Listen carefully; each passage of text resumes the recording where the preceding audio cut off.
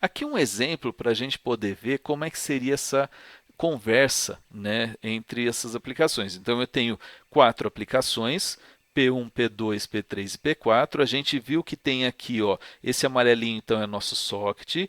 Ele faz aqui, o P1 está conversando com o P3 e o P2 está conversando com o P4. Então, é essa a situação que a gente tem. Então, o P1 passa para a camada de transporte a mensagem, rede, link, passa para a camada física e volta lá e os dois estão conversando. E o P2 está conversando aqui. Então, eu tenho os processos aqui em cima. Mas como é que ele faz para saber isso daí? Né? Como é que ele vai fazer? Beleza, eu tenho o IP e a porta, mas existe um processo chamado multiplexação e demultiplexação. Tá, Tiago? O que é esse negócio aí?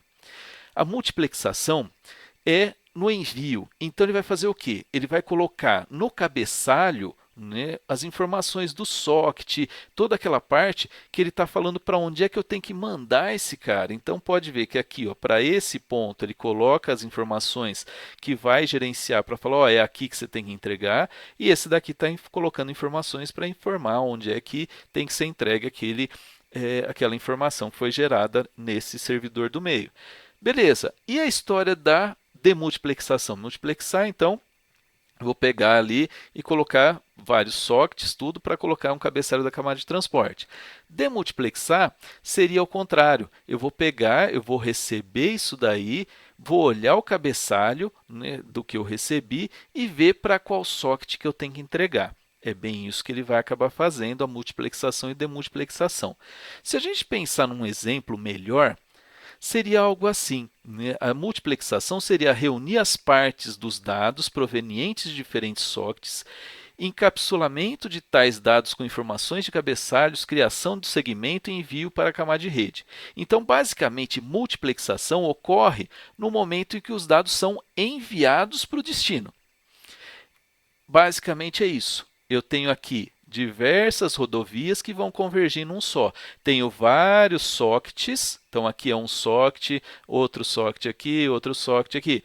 Todos eles vão cair o quê? Todos eles caem na camada de transporte aqui e seguem todo mundo no mesmo caminho.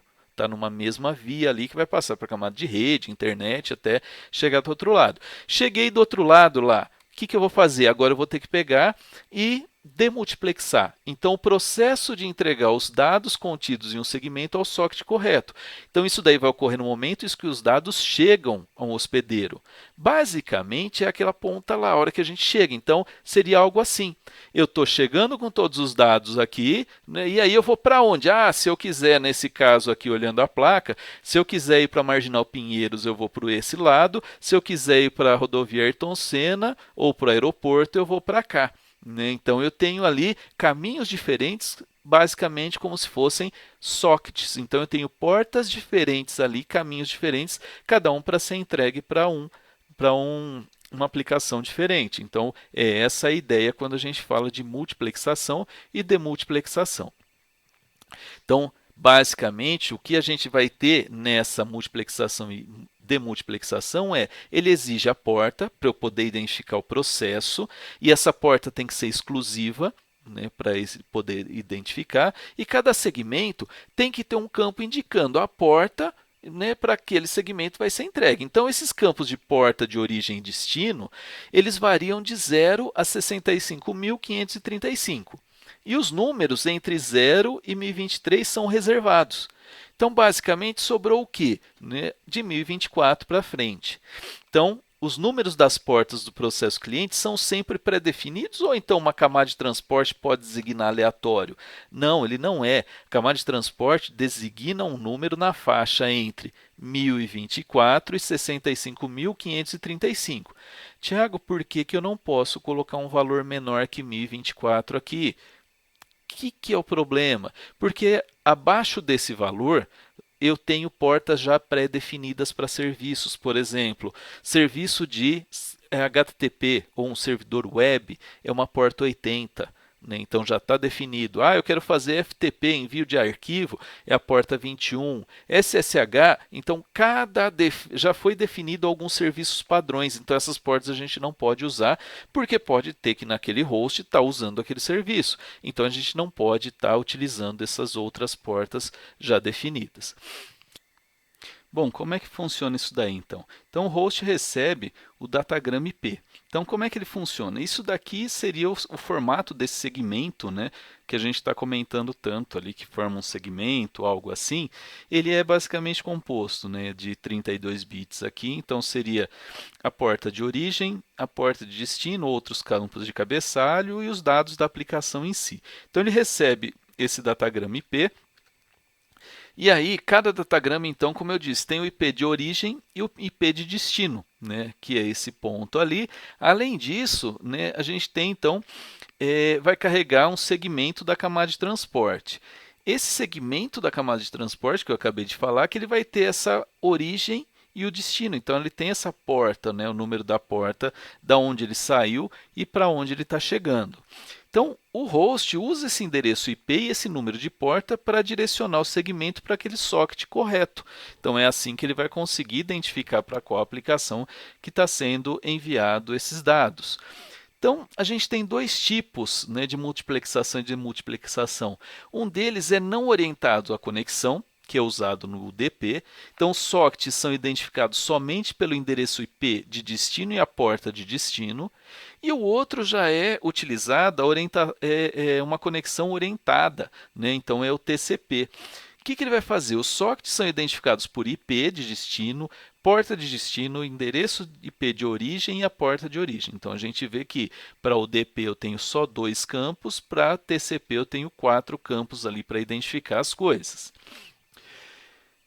Uma demultiplexação não orientada à conexão. Então, eu vou ter que criar o socket, né? Eu vou ter que especificar qual que é a porta local do host. Então, isso daqui está, né, sendo colocado aqui, criando um socket, né, new datagrama socket, isso em programação mesmo. Colocou-se aqui a porta 12534, uma porta maior que 1024 e menor que 65.536. Ao criar o datagrama para ser enviado ao socket UDP, precisa especificar o quê? O endereço IP do destino e a porta do destino que eu quero que receba isso daí. Então, ao receber o segmento, né, lá no UDP, ele vai verificar essa porta de destino que chegou no segmento e também vai direcionar o segmento para aquele socket com essa porta de destino informada. Então, notem que eu tenho que colocar o IP e a porta para enviar. Quando recebe, ele verifica a porta, porque o IP já é ele próprio, né? Então, ele só precisa saber qual porta que ele tem que entregar aquelas informações. Então, o datagrama IP-UDP, né, com o mesmo destino e porta, mas diferentes endereços de IP de origem ou números de portas de origem, né, serem diferentes, eles são direcionados para o mesmo socket no host receptor. Então, é aquele caso que eu tenho lá do servidor web, onde eu tenho vários clientes, né, de IPs diferentes, mas com destinos iguais, porque todos vão cair numa mesma porta. Como que vai funcionar isso daí? Um exemplo que a gente tenho 3 processos, né, P1, P3 e P4 aqui, e eles vão se comunicar através de UDP. Então, inicialmente, eu estou criando aqui um datagrama nessa máquina P3, né, com o processo 3 aqui, foi criado um datagrama, e com essa porta aqui, como eu tinha especificado. Criou-se no outro cliente também outro datagrama, né, um socket lá também para datagrama, por isso que ele é UDP. E aqui também tem outro socket. Então, tem um socket em cada host final ali que eu tenho. Fui lá, P3 se comunicou com P1. Então, quando mandou esse ponto, pode ver, ó, a porta de origem 9157. Da onde está isso? Aqui, ó, foi definido nesse ponto aqui. E o destino, 6428. Aonde que ele tem que atingir? Esse socket criado aqui. Então, esse socket está esperando nessa porta e esse daqui está enviando dessa porta. Beleza, ele mandou uma requisição e agora ele vai devolver. Então, a hora que ele devolver, a porta de origem, né, vai ser o quê? 6428, que ele gerou isso daí, a porta de destino 9157, que é aqui. Então, como se invertesse ali, mas então ele vai ter que chegar e falar, para onde eu vou mandar? Então, sempre vai ser enviado assim. E quando eu tiver que mandar para o outro? Que porta de origem e que porta de destino seria essa? Tá? Então, o P1, né, no caso aqui, vamos começar pelo P4, mandando lá para o P1. Qual seria a porta de origem, a porta de origem é o quê? Aqui, 5775. E a porta de destino, onde ele quer chegar? 6428. Quando ele for responder, ele vai responder sendo a porta de origem 6428 e a de destino 5775. Exatamente esses dois pontos que a gente tem que tentar entender ali. Então, é ali que vai ficar, desse jeito aí. Então, a gente vê de onde está saindo para onde está indo. Porta de origem e porta de destino ali. Nesse caso, agora complicou um pouco mais, né? Porque agora eu estou fazendo um exemplo de demultiplexação orientada à conexão. Então, agora já mudou. Anteriormente, eu só colocava lá e falava assim, ó, eu tenho aqui, né, vários hosts e eles querem se comunicar. Aqui eu estou com 3 hosts, né, já tenho mais processos rodando aqui, ó, 6 processos, sendo aqui o host eu tenho o IP, né, que seria o A, aqui eu tenho o endereço B e aqui o endereço C. Né? Então, independente de valores, mas eu tenho A, B e C. Eles vão se comunicar, então P1 e P4 estão se comunicando aqui. Quando o P1 manda uma informação para lá, a origem seria o quê? Como ele é orientado à conexão, então ele tem que mandar o IP e a porta. Então, o IP é o A e a porta 9157, que seria a porta desse socket aqui. E o destino é o IP B, né? Então, por isso que está aqui, e a porta 80, porque uma aplicação é um servidor web. Depois, beleza. A hora que o servidor web responde, ele falou, ó, a origem é B, né, e porta 80 com destino ao IP A, porta 9157. O mesmo acontece para o processo 6 conversando com o processo 2 nessa outra máquina. Então, ele falou assim, ó, a origem, né, o P2, está falando com o P6 aqui, então ele mandou aqui, ó, a origem é C, o IP, e 5775, com destino ao B, porta 80. Então, é isso que ele está colocando para a gente ali. Outra comunicação, então, ele vai comunicar o P3 com o P5. Mas, Tiago, por que está fazendo isso? Eu não poderia mandar o 2? Aqui é como se você estivesse trabalhando 2 janelas de browser. Eu posso abrir 2 browsers, 2 janelas, 2 abas, né? Cada aba ele vai criar um socket aqui. Porque não é simplesmente, manda lá para o browser. O browser, cada aba dele vai ter um socket diferente para se comunicar com outro servidor ou com o mesmo. Então, aqui ó, pode ver que mudou a porta, né, desse host, porque cada processo então vai ter um socket, vai ter uma porta para ele saber, para o servidor saber, olha, eu tenho que devolver isso para quem? Para qual porta?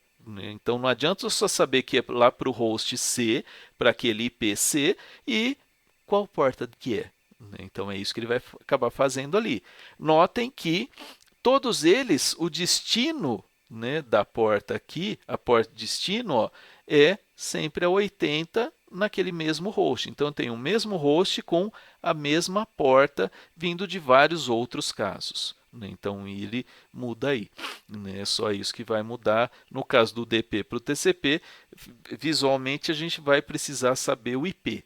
Né, aqui na conexão, nas orientadas à conexão. No caso das não orientadas à conexão, que é o UDP, é só a porta que a gente estava usando.